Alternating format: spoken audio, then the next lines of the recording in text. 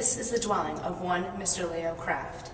A man of noise and sound, Mr. Kraft has received musical degrees from such institutions as Queens College and Princeton University, and is famous for his compositions.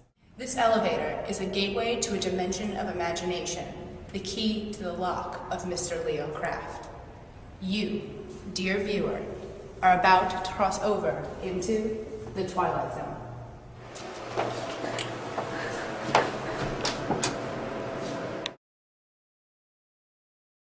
What inspired you to be a composer, and what were the notable influences in your development? It's happened so gradually. There was no one defining moment. When I entered college, I listed myself as a history major, and I was writing little pieces all the time. It just kind of happened to me. My course in 20th century music, I had a very good guitar player, and flute players are all over the place. So, and I thought, he said, write me a piece for guitar. And I can't stand the guitar by itself. It's inaudible. Or so I thought. As far as the influences are concerned, we choose our influences. We all hear pretty much the same range of music. And we say, oh, I like that, I want to write something like that. Oh, I couldn't stand it, I couldn't. And you accept, you reject.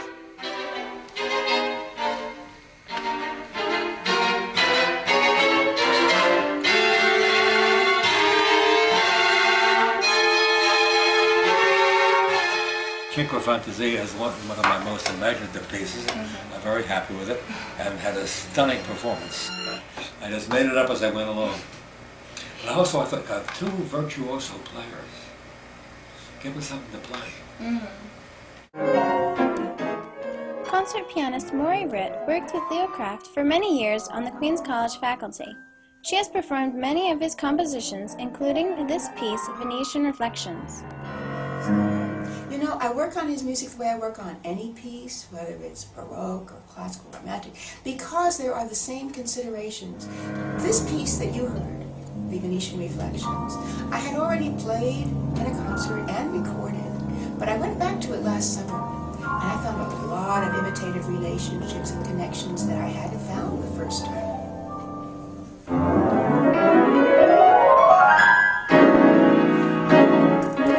How would you say the Baroque period has influenced your composition style? Considerably. Let's see. I thought Corelli was my guy.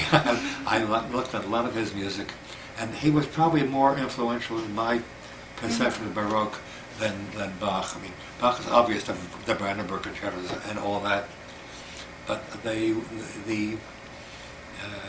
care and the excellent counterpoint of Corelli, without being as complex as Bach. And Corelli appealed to me a great deal. The partitas have been a thread through my life, and I think I've come to the end. If 6 was enough for Bach, 6 is enough for me.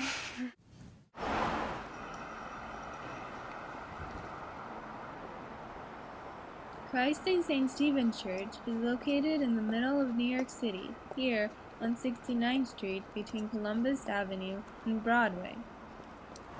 Well known for opening its doors to musicians who want to showcase their music, the church has a long tradition of musical performance.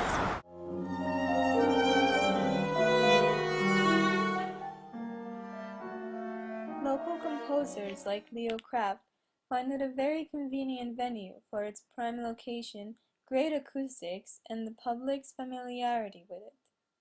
On October 20th, the church featured a full program of Leo Kraft's music, with works like Venetian Reflections, Cinque Fantasie, and Inventions in Airs.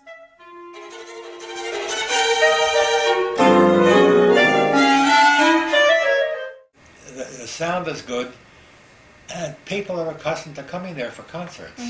I had several other choices for location, but this CSS church is well known for giving concerts of various kinds.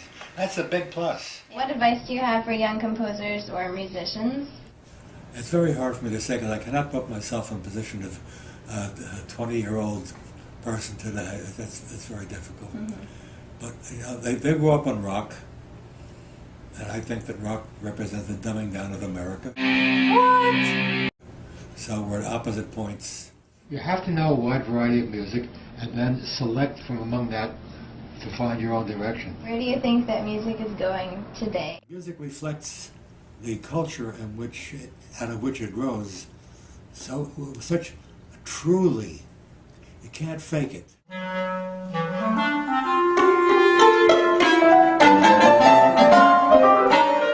Are you still composing? Are you working on anything at the moment?